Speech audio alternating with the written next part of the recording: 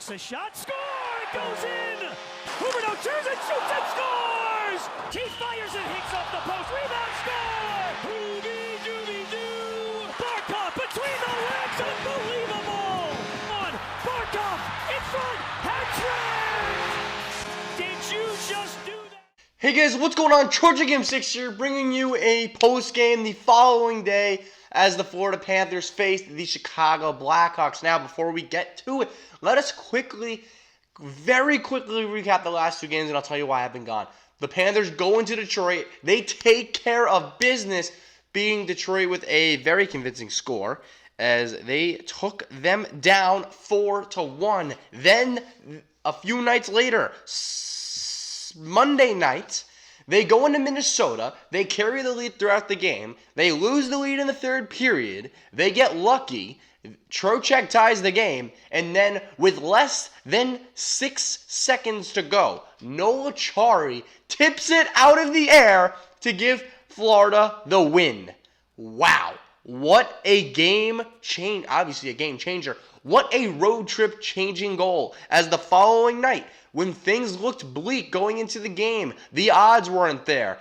Every NHL Network radio host I listened to, yes, I listen every day, they all counted the Panthers out of this one as they were playing back-to-back. They got lucky against Minnesota. Chicago had won 5 in a row, an emotional one for Coach Q, a back-to-back for the mediocre right now, Sergei Bobrovsky. Yeah, they didn't care. They go into Chicago, they take the 4-3 win in very convincing fashion, and oh my goodness, here is why I was gone.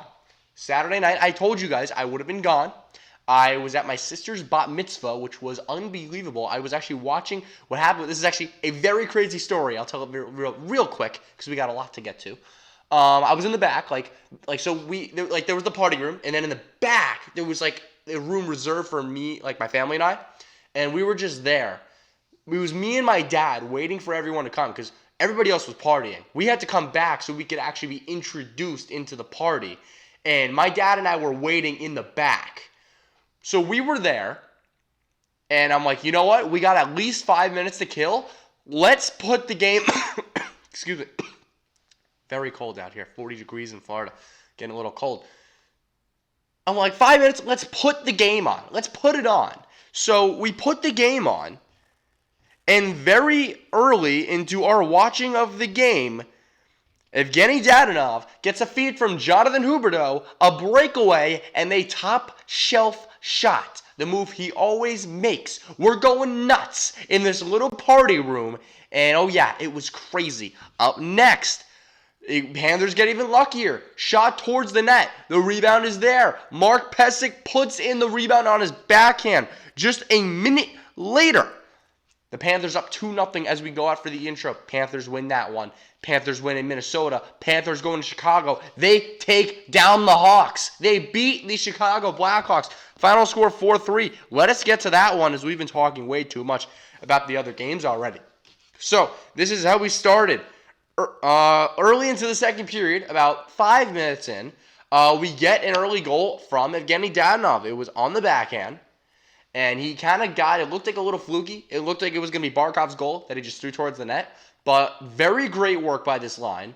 Real hard work by Dadonov. He gets in the clear, right in front of the net, and backhands that one home, making it 1-0 Cats. Not too long later, just 2 minutes later, the first one of the day. Great play.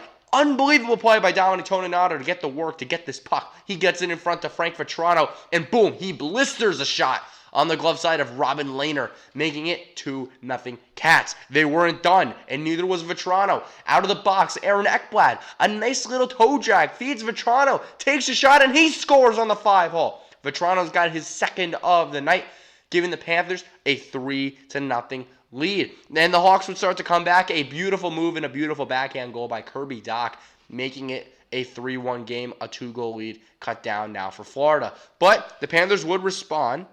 Eventually, towards the end of the period, under a minute to go, on the power play, a deflection goal was scored by none other from, I think it was Hoffman, Frank Vetrano, with his second career hat trick, his first with the Panthers.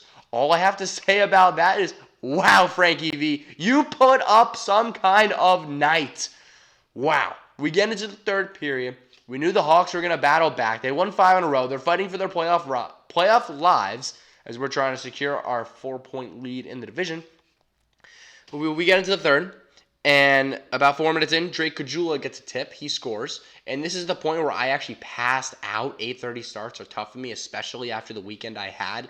I even played hockey the next day, guys, and the next day, and I'm playing tonight and tomorrow. Guys, who cares about that? It's just me playing hockey. We're talking about the Panthers. So then, later in the period, with about a minute 15 to go, he's really good in these situations. Patrick Kane with a slap shot. It would go and beat Sergei Bobrovsky to make it a 4-3 game. But that would be all she said, folks. The Florida Panthers close it out and end going to the All-Star break on a 6-game winning streak. Unbelievable. Unreal how the Cats came in to Chicago and took this game after the emotional win last night, the emotional setting that the Cats had tonight.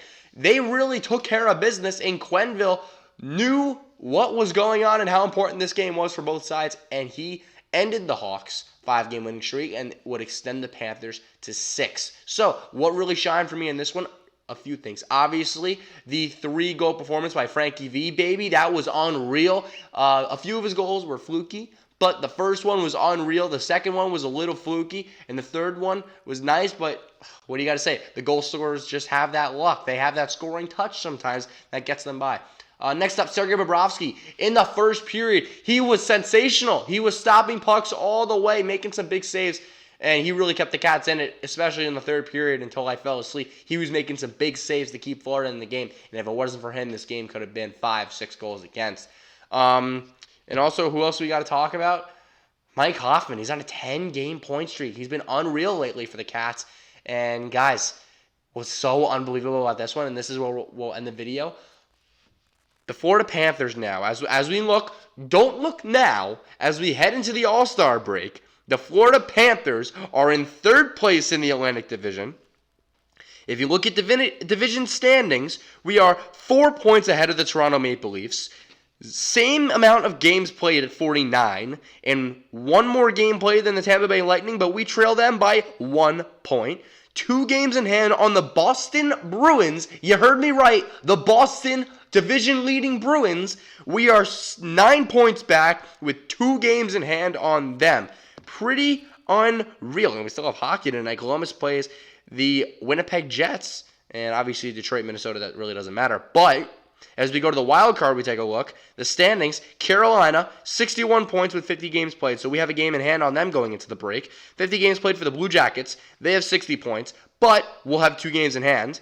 The Philadelphia Flyers, we have a game in hand, and we're a point ahead of them. And obviously the Leafs, Buffalo, Montreal, Rangers. Who cares about them? Guys, the Panthers put themselves in a great spot going into the break. Even though they have some tough games coming out, once they get out of it, they have really solidified themselves as a playoff contender, and they're playing great hockey right now. They've won 6 in a row. Sergei Bobrovsky has won 7 of his last 10, and the Cats have really just been putting on shows, scoring like crazy. They're the best scoring team in the league right now, guys. Unbelievable performance, and it really seems like this team is finally clicking, and we did see a lot of great defensive things last night. So, hopefully you guys enjoyed this video, even though it's 1 day delayed, and I haven't been well with videos lately, and I will see you when the Florida Panthers. Actually, I'm thinking about doing an all-star recap like I did a few years ago. I may do that depending on how bored I am or busy I am. But you will see me when the Panthers play against the Montreal Canadiens coming back from the all-star break on February. Oh, no. Is it February? Is that our next game? No, it's Saturday, February 1st at 2 o'clock from the Bell Center. So I will see you guys after that one.